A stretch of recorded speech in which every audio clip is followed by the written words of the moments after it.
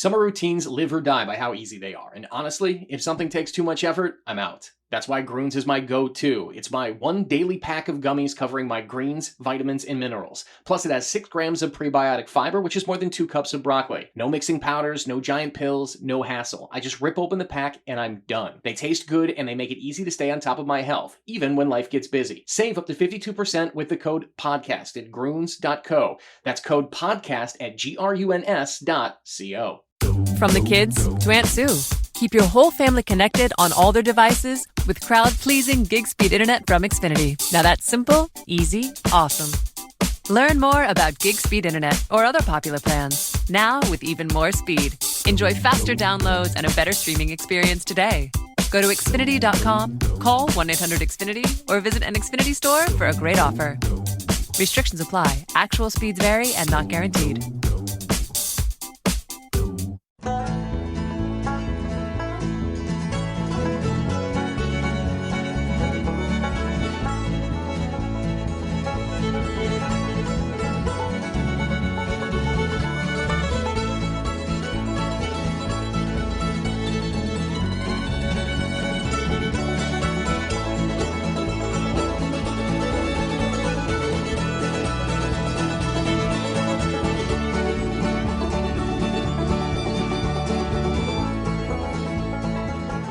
Michael Russo is in the greater New York City area. I'm Jim Souhan. I'm back in Minneapolis. This is the Russo-Souhan Show, brought to you by Twill, MN Twill in the Edina Galleria, Scott Dayton's men's clothing store that Michael and I have both frequented. I was by there the other day. Thanks also to Fixologyrepair.com.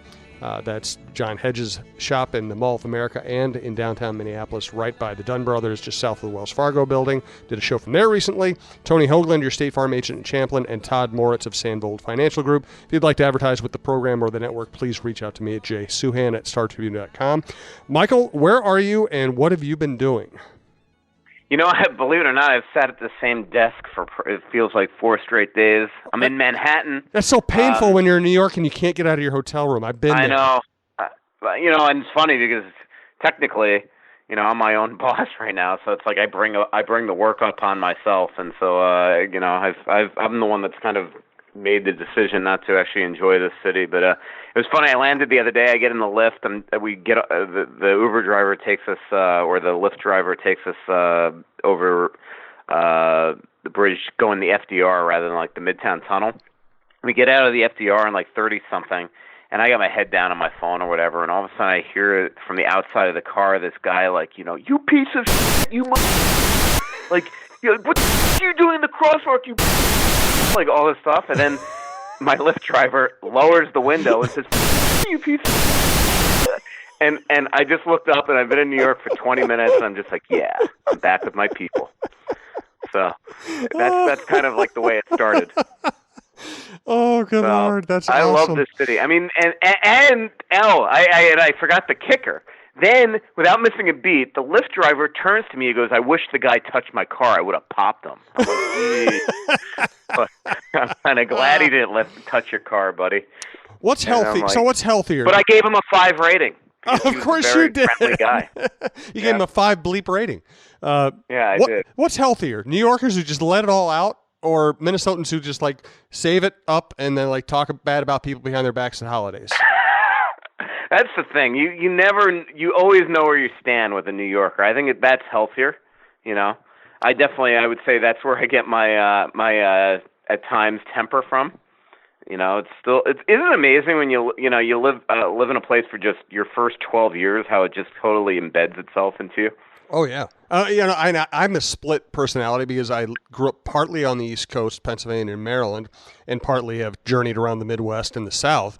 So I've kind of been exposed to everything. And what I love about New York is it's just blunt, man. People, and they're blunt, and yet once you get past the crustiness, most of them are good-hearted, Whereas the South, they're very polite, but there's also the KKK right down the street. It's this weird combination of politeness and very nasty societal history.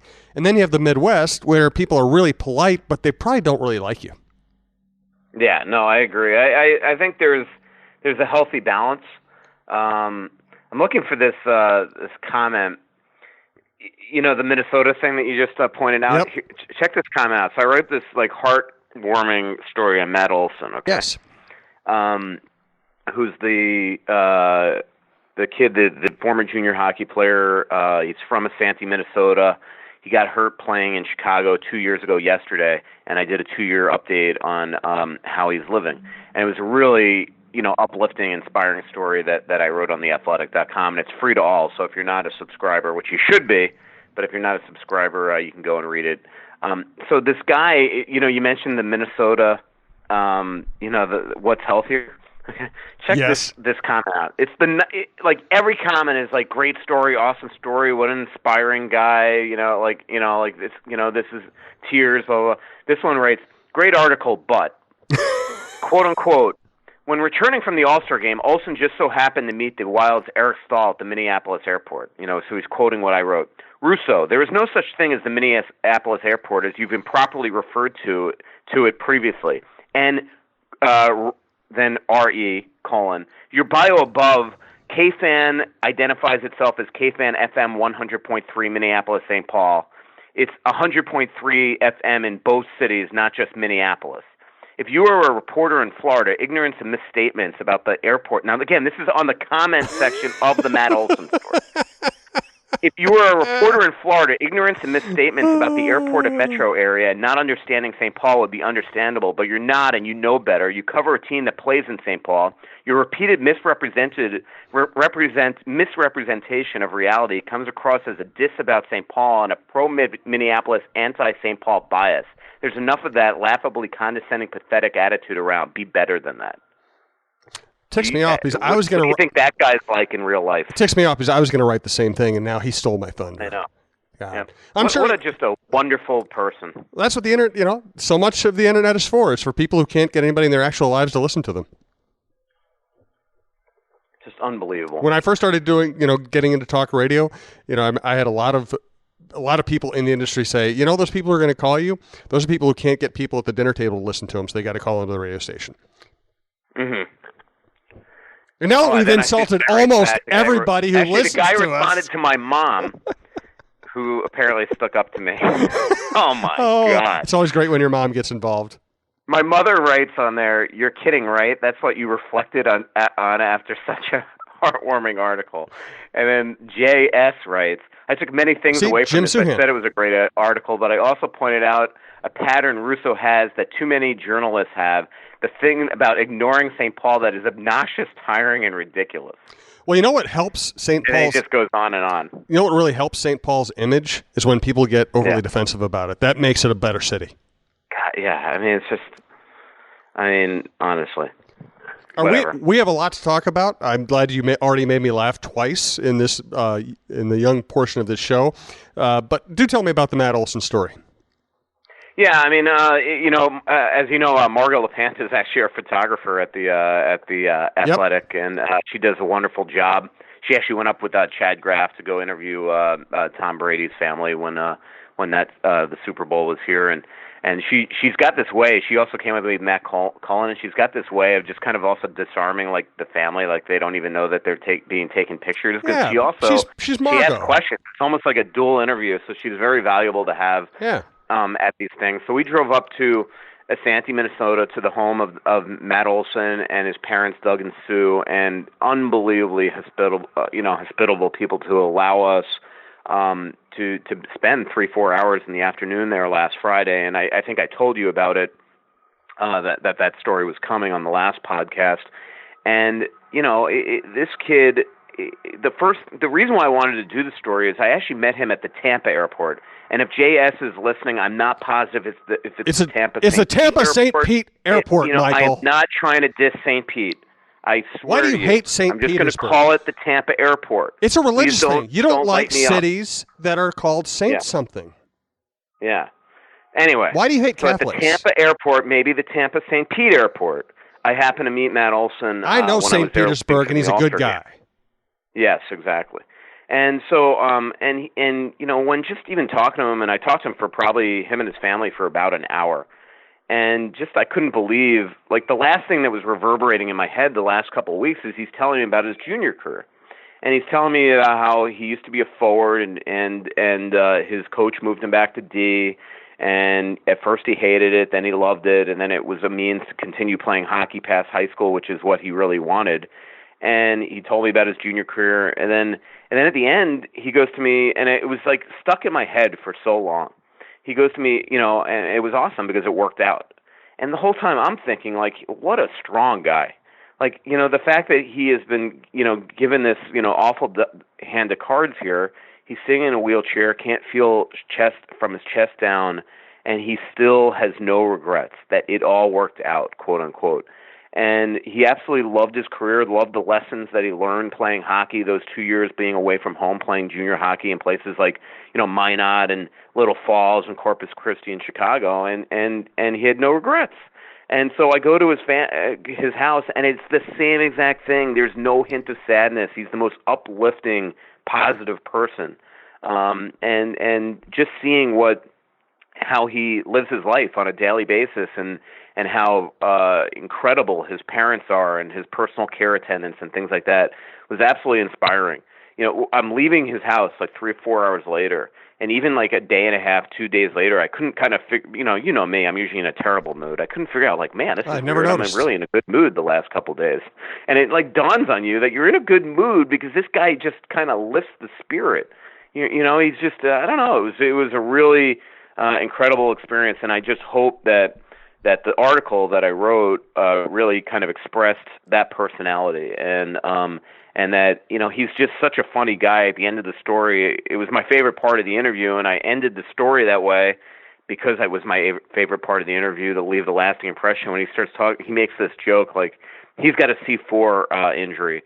C5s is another injury that a lot of paralyzed people have, that you get a little more mobility and movement and things like that. And he made some joke. He goes, yeah, I haven't met a lot of C5s. He goes, the C4s, they don't really like the C5s. And I just thought it was hilarious. And there's just so many, like, he says that, even, unfortunately, it doesn't come across the way he said it, but he says sometimes he's watching hockey games and he'll look at it and he'll be like, you guys got to slow down. This is too dangerous the way you're skating into the boards and things like that. He's just got a great sense of humor. And really, the other really meaningful part of the story is his parents and him don't want any kids to look at him as the reason why they shouldn't play hockey.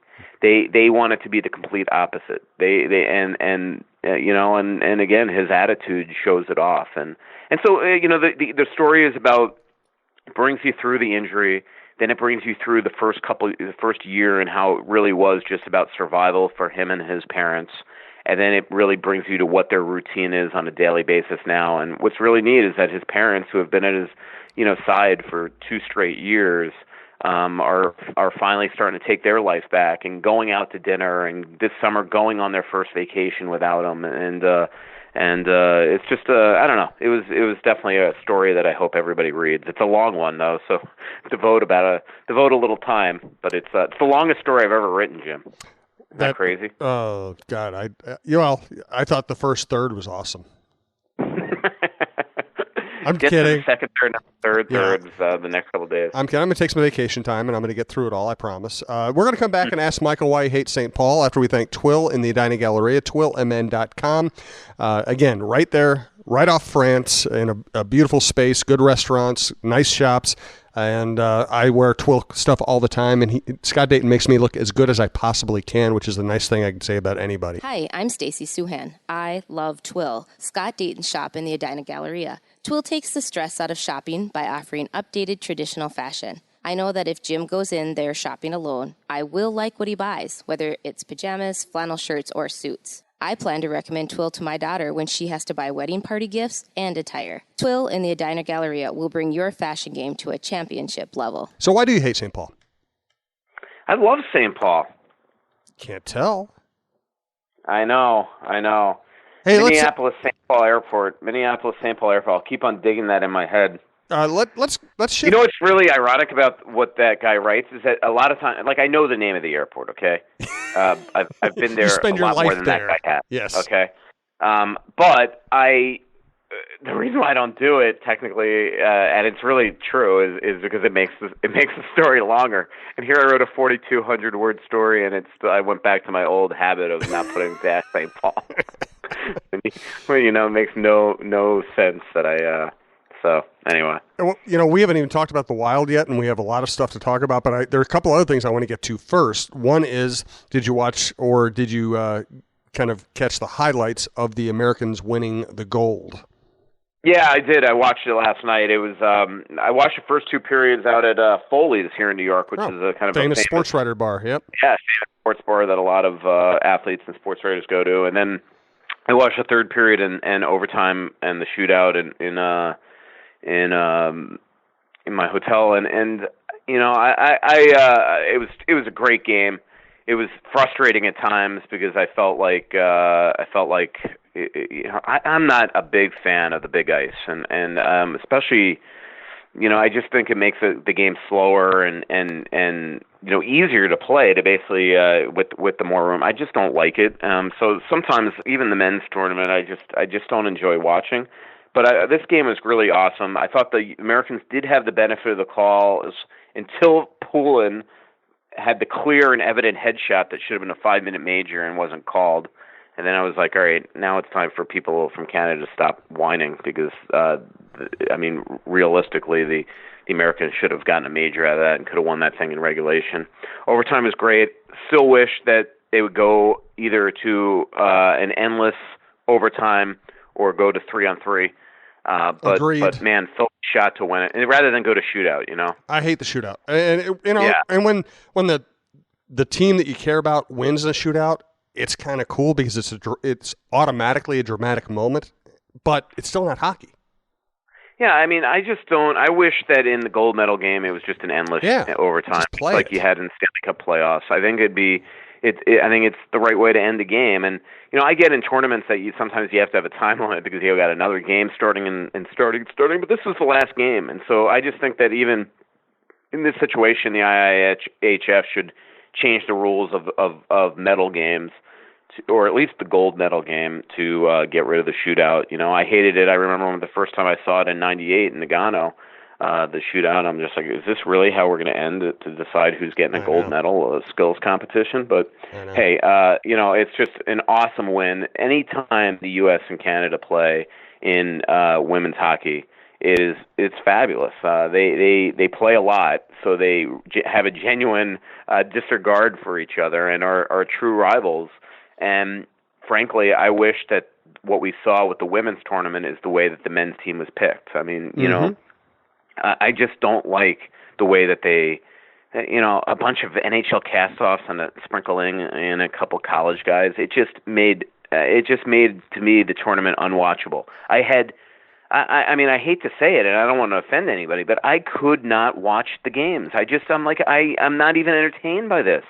To me, it's like, and again, I don't know if it was something that was even feasible to do, and I know it would have hurt college hockey, but that's the way it should have been done. I would have loved kind of a reenactment of 1980 where it's just a college tournament. Get the best college players in the country, and maybe there wasn't enough time. These schedules in college hockey are set up, and maybe they didn't want to pilfer all these colleges of their best players in the month of February, which is a fairly big month going into the tournaments. So I get that, but man, it doesn't stop USA Hockey from taking, the kid from St. Cloud or Greenway or things like that. So I just wish it was all college guys. And then I would have really loved and been I think it would have brought interest from the United States and hockey fans to watch it more than watching the Jim Slaters of the world out there. I couldn't agree more. I agree with you completely. I hate that when I agree with you, but I actually agree with you completely on both the shootout and on the way they picked the men's team. It felt like beer league hockey sometimes. Yeah, no, it's just, it's just not the right way to have an Olympic tournament. This is the Olympics. You're supposed to have, I don't know. I've made my point. You've made your point. And it's funny because, I respect the people from USA Hockey, and one reason why I'm uncomfortable talking about this is that, Jim Johansson, who really was integral in picking the team, just passed away last month. So I just feel like, part of me, every time I'm saying anything ripping this, part of me is kind of has his face in front of my vision right now, and so I just feel uncomfortable ripping on it more. But I didn't like it then. I've been saying this for a year and a half, and maybe I talked myself into not liking this group. But when I looked at their roster when they picked it, Jim, I mean, you look at it and you're like, there's no freaking way this team's going to compete. Mm-hmm. Like not even just win, compete. Yeah. Like this is a bad hockey team, and they proved it. Absolutely. Let's talk at least briefly about your Twitter exchange with Cheryl Reeve. You, Cheryl, and John Krasinski are three of my favorite people in this market, and I want to actually have a brief but serious discussion about the issues that were raised. Let's first thank John Hedges and Fixology Repair. It's fixologyrepair.com, third floor of the Mall of America by Nordstrom's, also right downtown where we did a show last week, or whenever it was, the week before, right across from Dunn Brothers, just south of Wells Fargo in the Skyway. There are some things in life that you just can't live without. Now, whether it's a special piece of jewelry, a watch, or even your smartphone, you want it in working condition. At Fixology Repair, we are committed to restoring your pieces so that everything works or fits the way it ought to. Watch servicing, chain repair, and broken screen replacements are just a few of the services that we offer at our two locations, Mall of America and the Skyway in downtown Minneapolis. Please visit us at fixologyrepair.com or at fixologymn on Twitter to learn more. Mention this ad and get a 10% discount on our services. So Cheryl was looking at the athletic masthead and description and basically saying, hey, why don't you cover women's sports? And your response, John Krasinski's response was, well, we plan on it. We just haven't gotten there yet, and it's Link's off season. And I've had these conversations with Cheryl myself. In fact, we've had Cheryl on podcast. This show. I've done Cheryl's on my old interview show. Had Cheryl on my the Shaver and Souhan show. We've had Cheryl on the Krasinski show, and I love covering the Lynx. They're great people. They're champions, and I always wish we could cover them more than we do now. But the tough thing about the conversation is that Cheryl looks at it as, in a perfect world, we would cover women's sports as much as we covered men's sports. We would promote women's sports. Women's sports would be elevated. They would become equals. And I agree. In a perfect world, that's the way everything would work. In the current reality, you work for a company that's trying to gain market share. I work for a company that covers everything and has cut back on its travel and its staff size, over the last 10, 15 years. And it's, for a business, it's very difficult to cover something that doesn't necessarily make you money. And so while I'm in favor of the Lynx being covered more, of women's sports being covered more, I like covering women's sports as much as I cover anything. It's sometimes it's just hard to allocate those resources. And I think Cheryl looks at it from, if you covered it more, it would be more popular. And most people in our business have covered a million different things that our coverage didn't make more popular. So it's a difficult conversation to have. Yeah. Well, I mean, just to backtrack a little bit. So the other night, Cheryl, again, out of the blue, and unprompted, there wasn't anything that I believe was an incident that prompted this. She, as you said, took a screen capture of the Athletics masthead and basically said, why would a company limit its earnings, not being inclusive, and the hashtag tired of the bias is what pissed me off. And one, because I feel like I know her.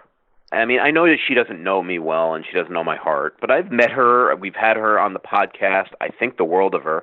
I greatly respect her. I've interviewed her when I've hosted on The Fan. I was on the last Rosen Sports Sunday with her and Lindsay Whalen as a guest after the two of them. And so I was a little hurt that she would attack us like this. And I am defensive of The Athletic for two reasons.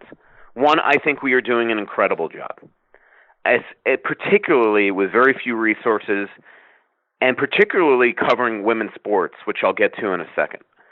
But two, I am working my ass off, Jim, to build this brand and to make people realize that we can give people stuff that the newspapers can't. I just mentioned a 4,500-word story that I wrote on Matt Olson. That's something that you know as well as I cannot be done at the Star Tribune. It just can't. I mean, you can't write a 200-inch story at the Strip. You can't run a story with 15 different pictures.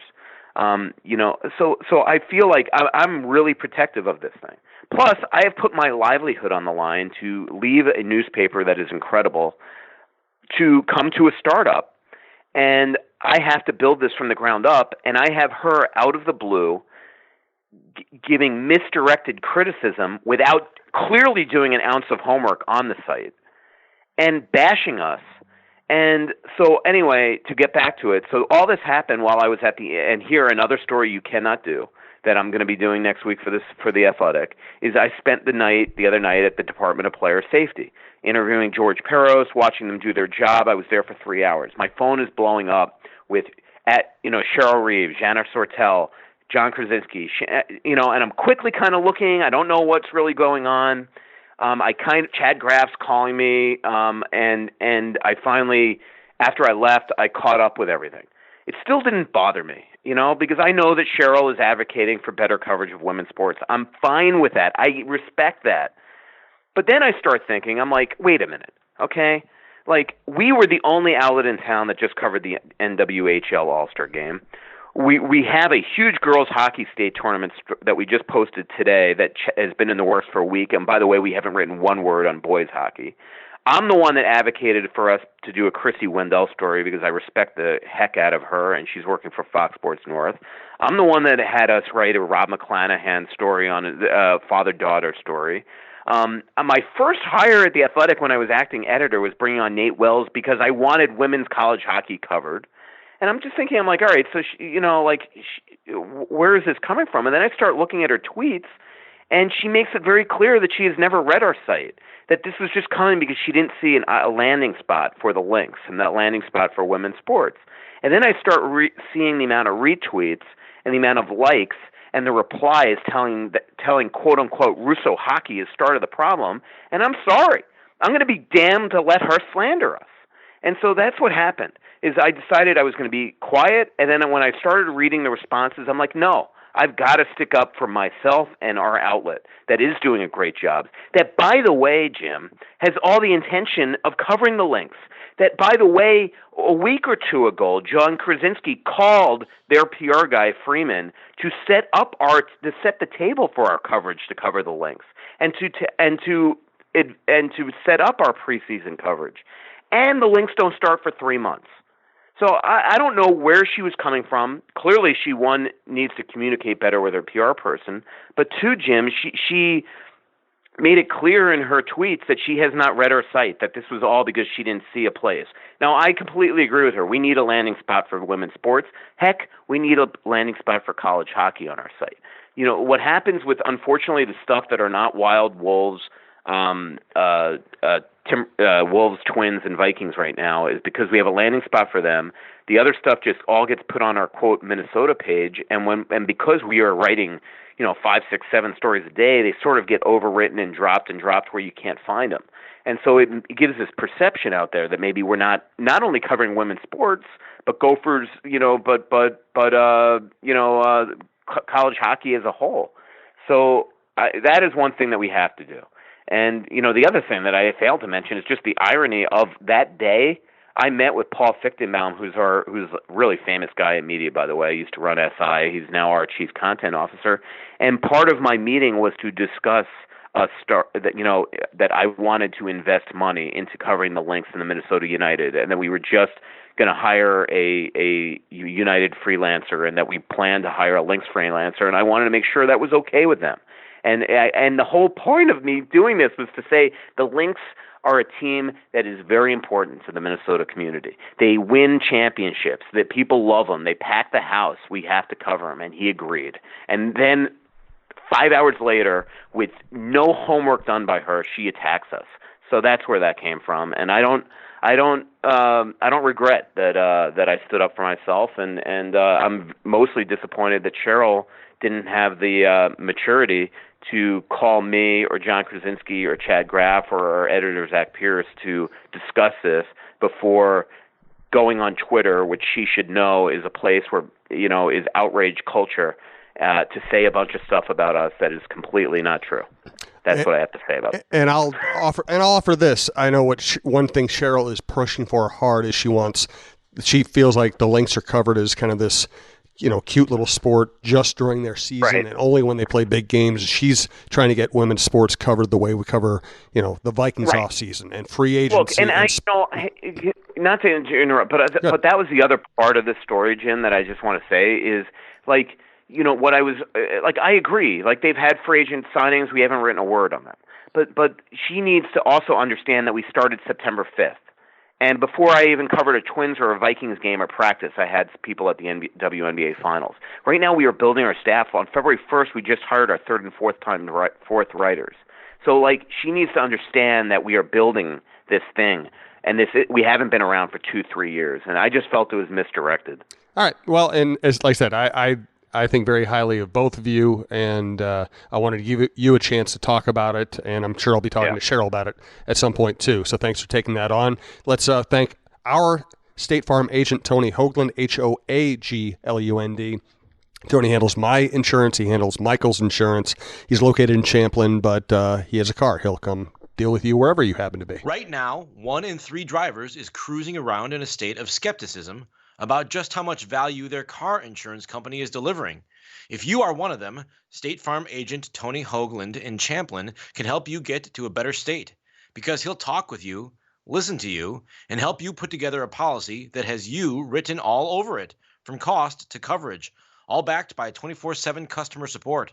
Feeling less skeptical? Then call State Farm agent Tony Hoagland in Champlin and officially get to a better state with State Farm. And you can reach Tony at 763-421-4900. All right, let's actually get to some Wild hockey. What's the first issue that comes to mind when we talk about the Wild? We got trading deadline coming up, obviously.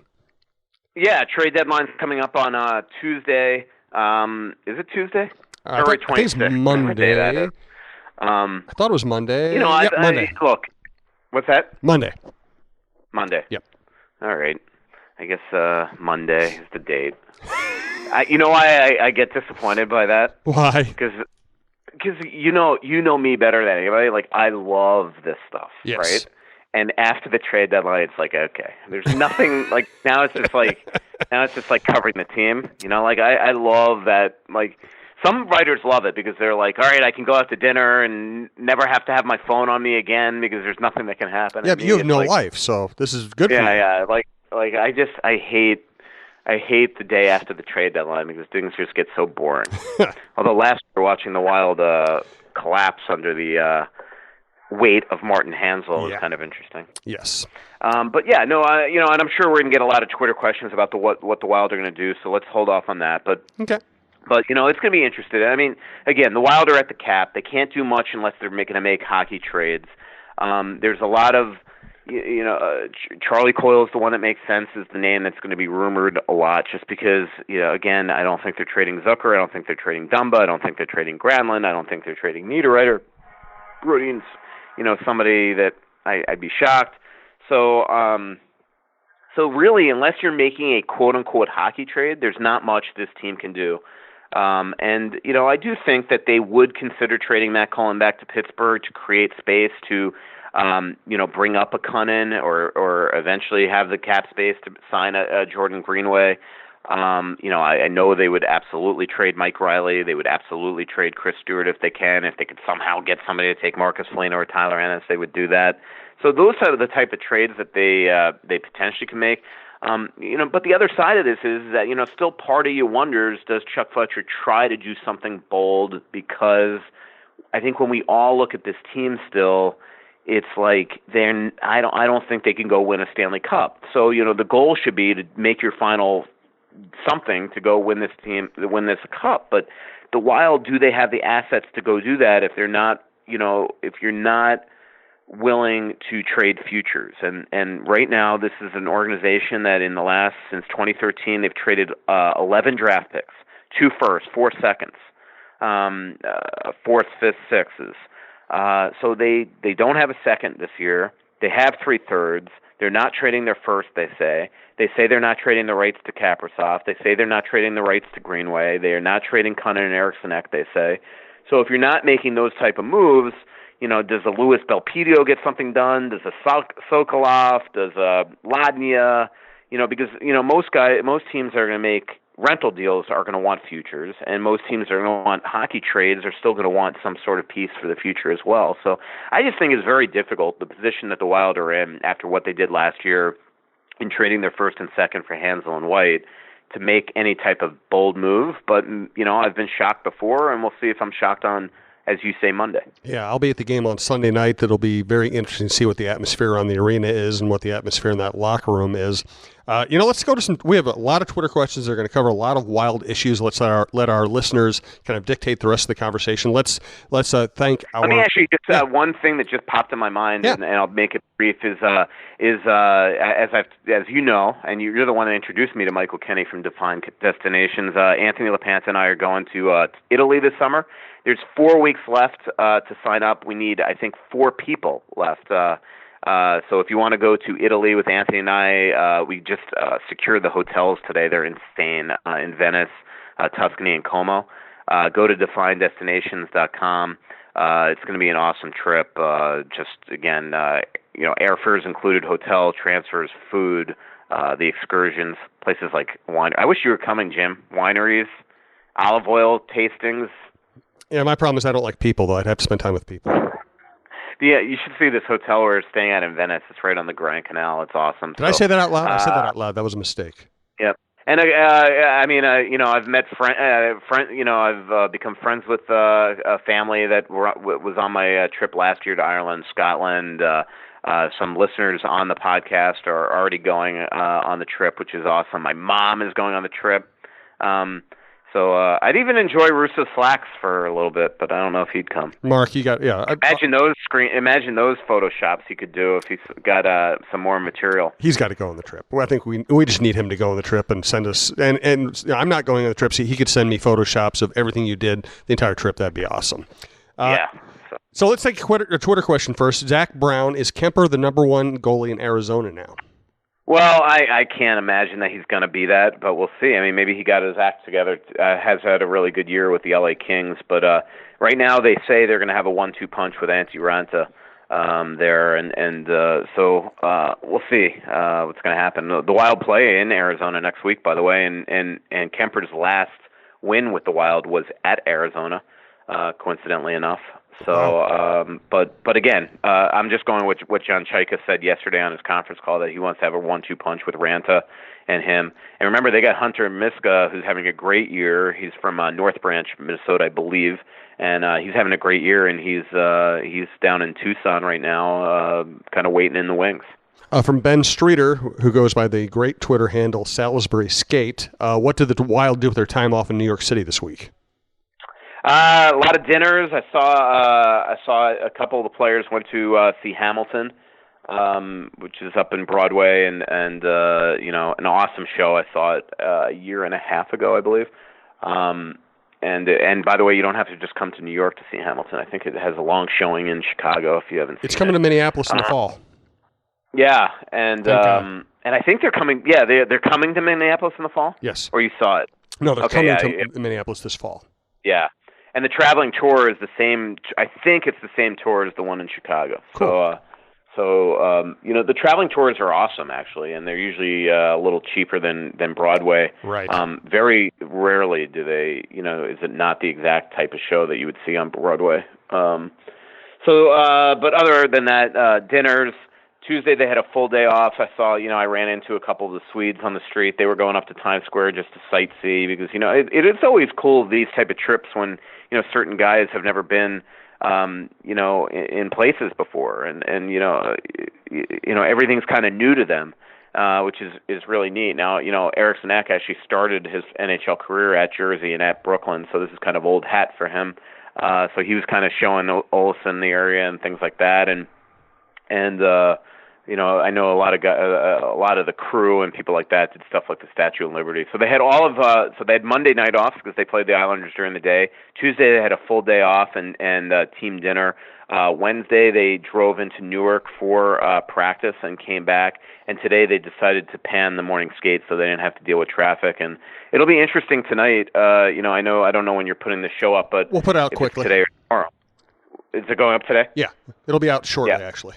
So, normally the way it works is that when you stay, they've decided to stay in New York the entire time, And so normally what the team would do is stay very close to an arena, and they'd have two buses, 4:30 and 4:45. Today, because of the traffic in Manhattan to get through the Lincoln Tunnel, they actually have 3:45 bus.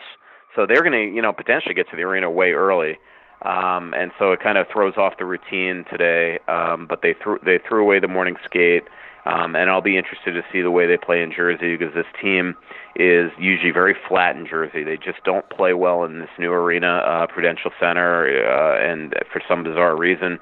And Stalock's getting the start because he has not started in a long time, and as I kind of guessed, that they would want to give him the fresh team tonight, just in case he's rusty, and have Dudnik come back behind maybe the tired team tomorrow at the Rangers.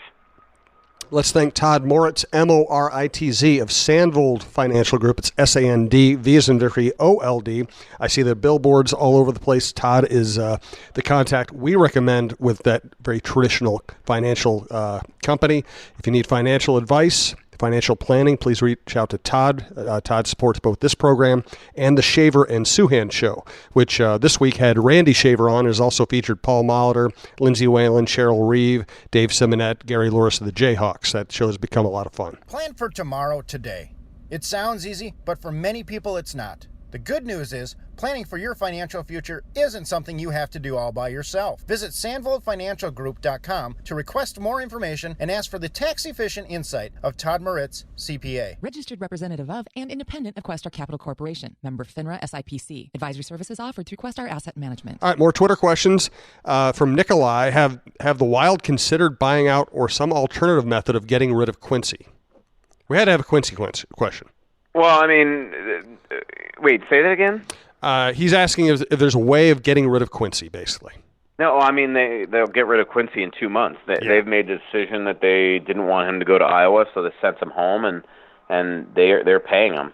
So, they signed him to the one-year deal. At the time, I thought it was a disaster. And you were right. Still don't get why they did that deal. But, they got mostly cap relief out of it. And, just another wasted $1,000,000 bucks. Man.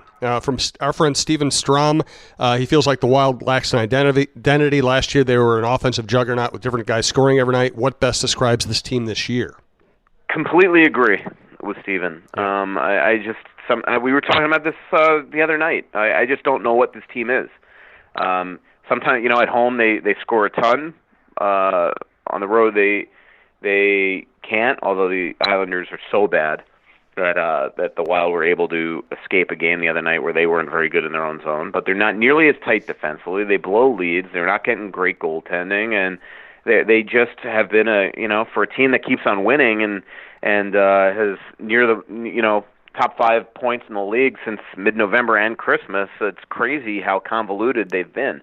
But it's kind of, I will say again, we look at just our, the team that we all focus on, but you watch these games every night. I mean, somebody pointed this out on the last podcast, I think or at least on Twitter to me the other day. I mean, it is nuts. I mean, I've never seen a league where every night a great team is getting like just killed. Yep. Or, again, I think I mentioned on one of the last podcasts that there's been, 27 or 28 3-goal leads that have been evaporated this year at that time.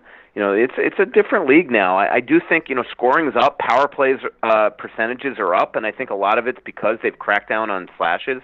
Again, I was in the player safety department the other day, and the amount of open space you get coming in the zone, especially on the power play, it's crazy because right now they've, back when, just even a year or two ago on the penalty kill, you were allowed to hack and whack at guys' wrists, and now you don't do that anymore. So I think it has led to more scoring, and I think it has led to a higher power play percentage. So what it's done is it's taken teams to, be a little, you can't, a team like Minnesota, they're just usually their bread and butter is penalty kill and defense, and right now they're not nearly as sound or tight in those areas. So convoluted answer, but I do agree that the concerning part of this Wild team is that you just don't know what they're great at or what they're horrible at. It's like they don't have a personality that is consistent. A few minutes left in the show. Thanks to everybody who listens to this show and the network. We have Roy Smalley on baseball, John Krasinski on basketball, Michael on hockey.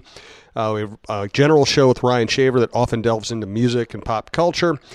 We have a prep show with John Millay that's doing very well. John gets all around the state, and we bring in guests all the time to that show. So please check out the network as a whole. And Marcus Fuller contributes a college basketball show as well. From Zach Brown, would you trade a Brodeen or a Belpedio or another D prospect and a future draft pick for McDonough? No. Definitely not. Okay.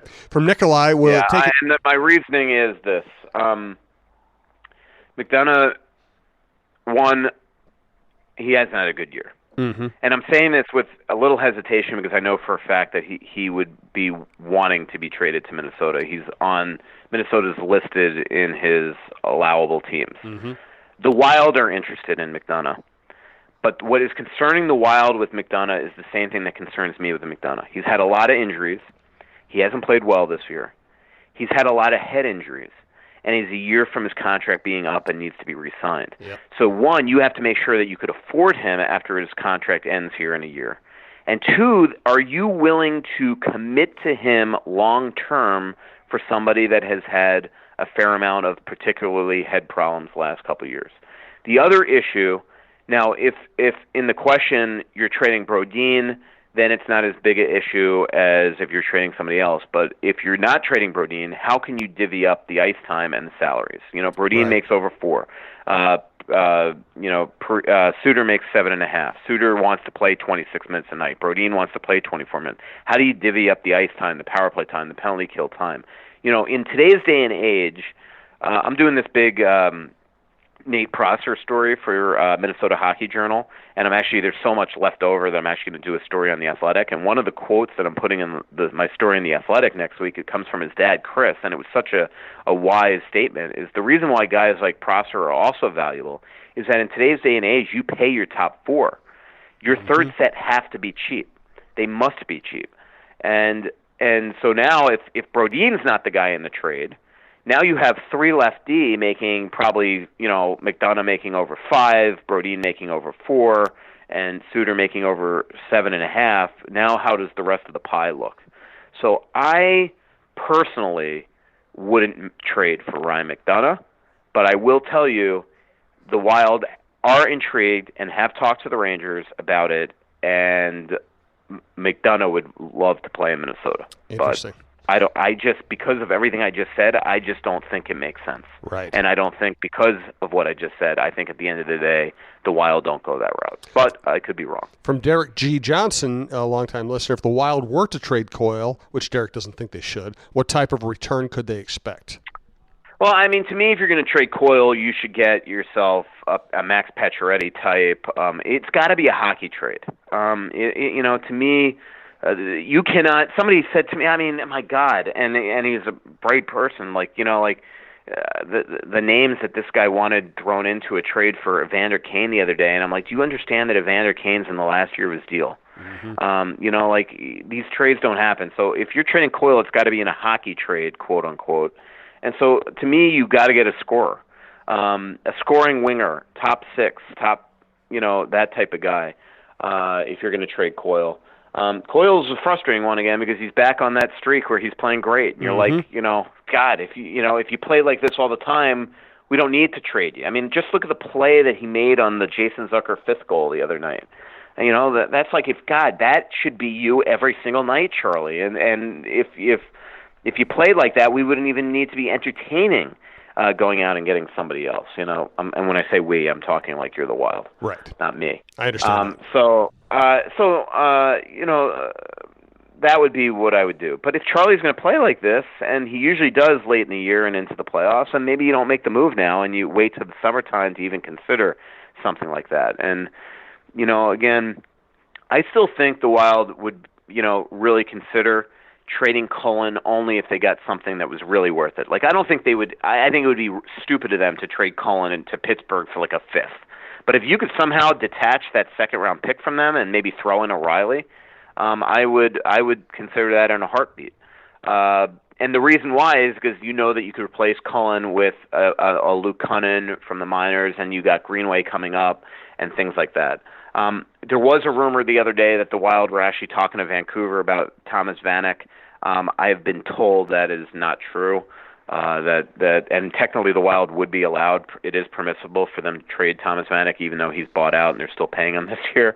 They can still acquire him, but I've been at least led to believe internally from the organization that that name has not come up, but we'll see. We ended up talking about so many different topics. We just kind of running out of time on the Twitter questions. I want to ask 3 quick ones, and then we'll get out of here, let you get back to work. From Skylar Vasius, how has Greenway looked at the Olympics so far? I don't know. I mean, well, one, they're done, but two, he looks like a gigantic horse, which is what we all knew. I mean, he's 6'5", 240 pounds. Is so hard against that type of competition to take pucks off of and things like that. I'm not convinced yet how it's going to translate at the NHL level. I mean, is he Anders Lee? I don't think he is. I don't think he skates like Anders Lee, and I don't think he has the hands of Anders Lee. But he's just going to be so hard to defend at the NHL level. But I just don't know if he becomes the next Keith Tkachuk that protects the puck down low along the boards and makes incredible plays in front of the net, or if he's the next Marcus Foligno. You know what I mean? Yep. But he is physical. He's gigantic. And, again, it sounds like the Wild are willing to, after he's done at BU, put him right onto the roster. And I'll be interested to see how he performs in that situation because he's a guy that obviously could throw on the power play now, but he's playing center at BU. He's not been the most productive player at BU. He certainly wasn't the most productive player at the Olympics. So, I'll just be interested to see if he's able to, handle being just, thrust into an NHL lineup in potentially late in the season or the playoffs. A couple more quick Twitter questions, and we'll get out of here. I do want to thank all of our sponsors: Twill in the Edina Galleria, Fixology Repair, downtown Minneapolis in the Skyway, and at the Mall of America. Todd Moritz, your Sandvold Financial representative, and Tony Hoagland, your State Farm agent, who's based in Champlin. If you'd like to advertise with the network, you can reach me at jsouhan@startribune.com. I'll hook you up with our salespeople, or you can just deal with me directly. From Generous Carriage, which is what Lonnie's calling himself. Lonnie contributes to our fan show, which I forgot to mention earlier, which is awesome, making fun of Thad Levine saying that Miguel Sano had generous carriage. By the way, how could somebody ever write about Miguel Sano's weight? I mean, how could you do that, Michael? You should have made that the headline of your column last summer. I should have, absolutely. Generous carriage. So Generous Carriage says... If you used that term, I don't think you would have gotten nearly the heat that you did. Exactly. From Generous Carriage, what is up with Doobie giving up so many goals high to glove side? Well, I mean, all I could tell you is I'm not a goalie, but from Dudnik's perspective is that he says it's not his glove, it's about his feet. And it's about his eyes, and that there have been a lot of goals lately where when he is moving his feet to set, the puck is basically off the guy's stick going toward his glove, and when you're not set and you're moving your feet, it drops your glove down, and you just look like you have a horrible glove hand when it all is about, tracking the puck and being set. And that is Dudnik's game. Dudnik's game is all about simple, slow movement, quiet in net, and making sure he is set, and then tracking the puck with his eyes, his head, but it's becoming the MO, and I'm sure it's being pre-scouted because I don't think there's any doubt that we are seeing teams try from 50 feet out now, 40 feet out now to go that direction. A lot of the couple of the goals lately have been very similar, where use the defenseman as a screen and then pop it the other way and make it really elusive. We saw it with the Tom Wilson goal against Washington. We saw it with the Ross Johnston goal. No, the Tanner Fritz goal the other night on Long Island. Also from Generous Carriage, is Spurgeon battling through some sort of injury right now? Doesn't look good, does he? Yeah. I mean, this is as big a funk as he's had in a while, and I'm sure he'll snap out of it. But he is defensively not playing well, and his gaps have been really poor, and he looks like he is fighting it right now. I will say, it was alluded the other day that Spurgeon and Suter were broken up, not because of Spurgeon, that they felt like Suter had also hit a little funk, and they wanted to change things up. So interesting. But I agree with the person that tweeted. I don't think that this is as odd as Spurgeon has looked in a while. I mean, all players, even guys that are as incredibly good as Jared Spurgeon, hit those times where you're just kind of a little out of sorts. And the good thing that we all know about Jared Spurgeon is he's going to bounce out of it. And we're going to wrap up with Britt B., who has been a long-time listener, saying, not a question, but can we just take a moment to celebrate the glory of the U.S. women's hockey team, because I'm still riding that high from last night, and there were so many Minnesotans on the team.